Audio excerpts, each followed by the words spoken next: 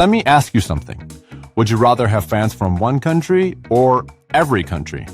Okay, let me share a secret tool with you guys. Notta.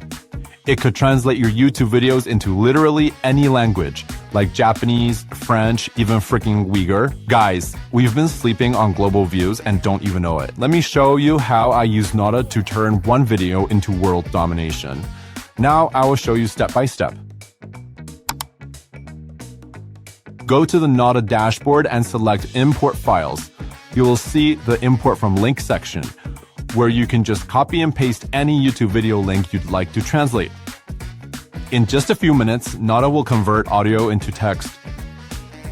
Open the recently transcribed file and select the Translate option.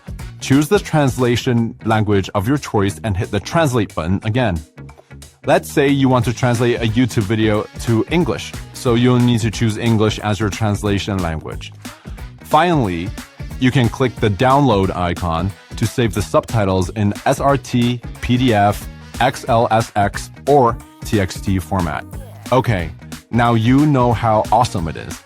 Let's add subtitles and boom, think about SEO, more languages, more keywords, more search hits. Don't forget accessibility. People always watch videos on mute.